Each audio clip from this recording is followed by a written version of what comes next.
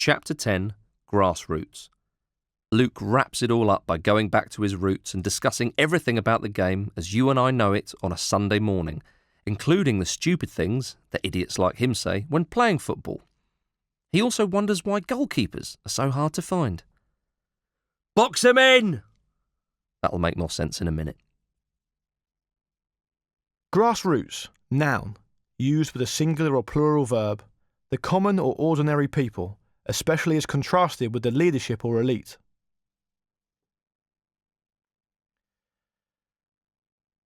While we've spent the majority of this book detailing and, in part, ridiculing the finer points of the professional game, this bears little to no resemblance to football as most of us play it every week. Football at the very top is always ripe for derision, parody, and more than the odd humorous comment, but that doesn't mean that amateur football is any less entertaining and interesting, despite its lack of investment and attention from the mainstream media. Clearly, although the grassroots game bears no real resemblance to the pro game aside from the fact that they're in essence the same sport governed by the same laws, the professional game nevertheless informs the football that we all play regularly among our friends or for our local side. For every Cristiano Ronaldo tantrum, Giorgio Chiellini slide tackle and Lionel Messi mazy run, there are several million of us trying and failing to replicate them on a bumpy pitch at playing fields all over the country every single week. Football at the grassroots level has its own style though, its own unwritten rules and culture and its own universe in which the players operate and function. I played football at what could accurately be described as the lowest level of organised football possible for years, and I honestly enjoyed every second of it. These days, although my playing days are behind me, I often head over to the playing fields near my parents' house on a Sunday morning when I'm visiting to watch the local league teams playing, usually in all weathers with a huge amount of passion and enthusiasm for the game.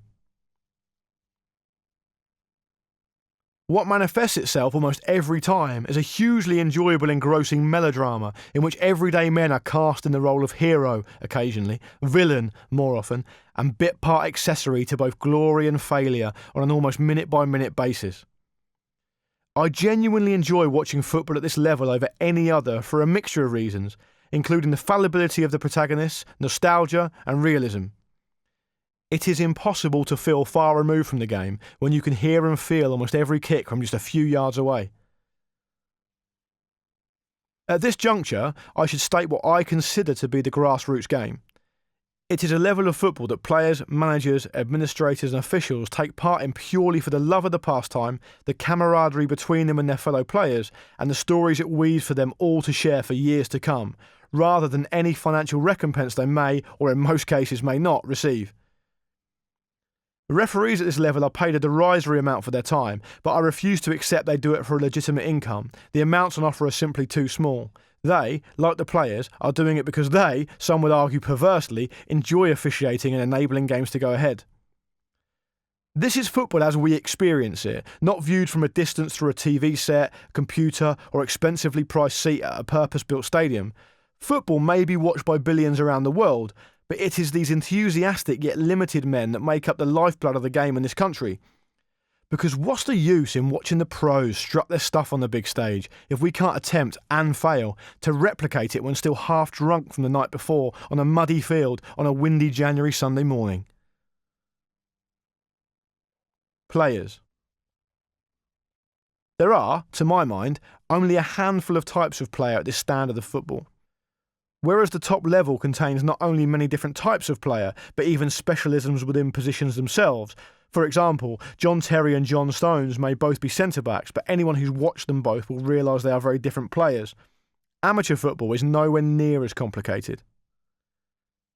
It's tempting to reduce this down even further to good players and bad players, but I think that might be just a touch too reductive.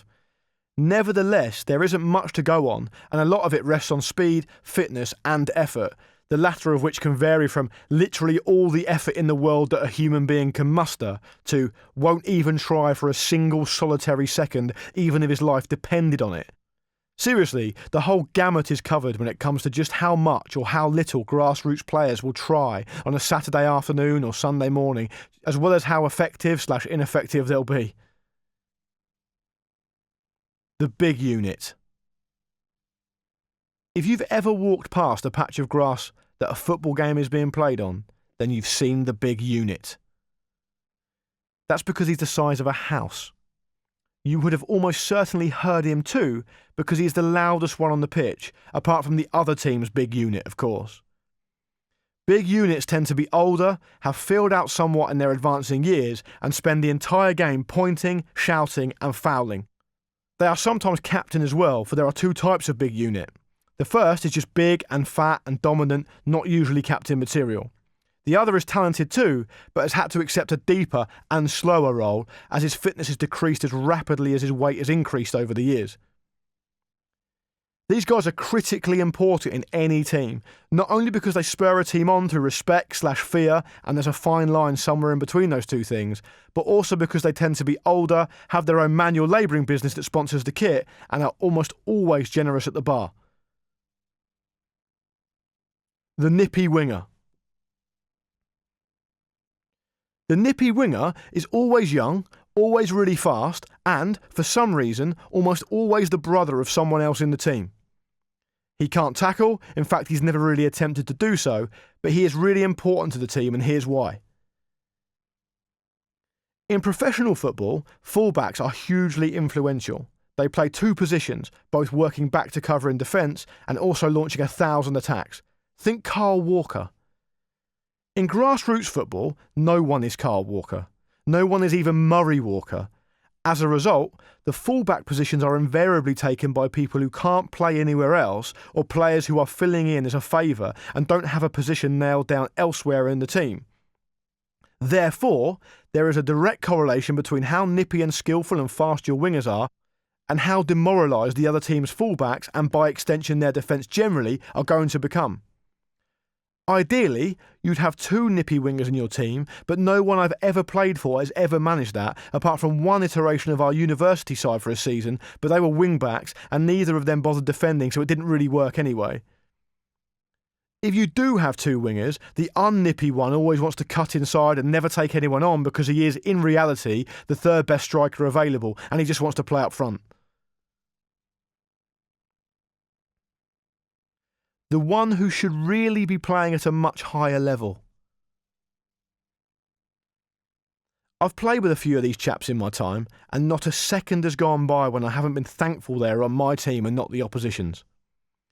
These types play for you only because they can't be bothered with the endless semi-pro grind of a Tuesday and Thursday training session, followed by a game in the arse end of nowhere on a Saturday.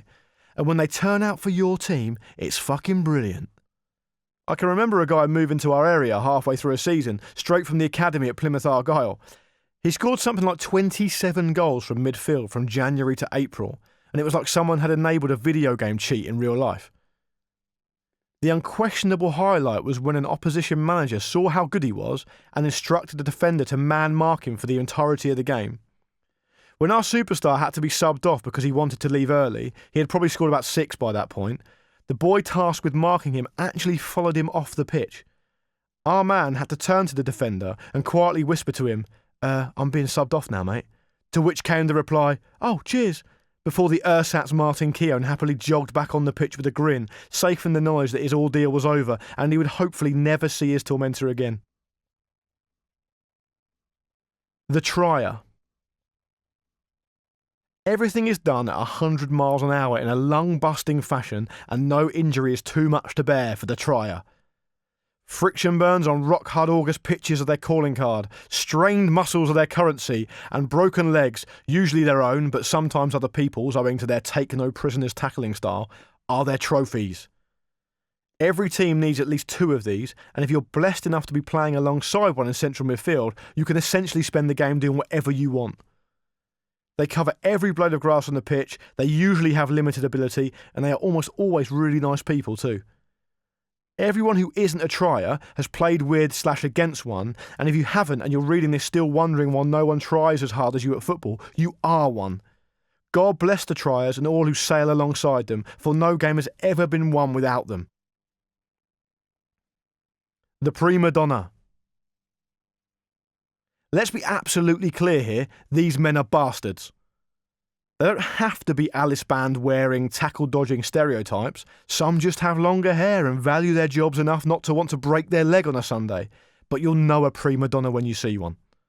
They moan, they don't track back, they refuse to take the kit home and wash it, and the one time you manage to shame them into doing so, they bring it back all damp and the colours have run. They don't turn up for away games that are more than 10 miles away. They refuse to drive and insist on being picked up. OK, fair enough, they score a free kick or two each season and they can occasionally pull off a Cristiano-esque turn that they've spent all week practising in the garden, but other than that they are of no value. Give me one trier over 3 prima donnas any day of the week. You remember earlier when I was talking about players who won't even try for a single solitary second even if their lives depended on it?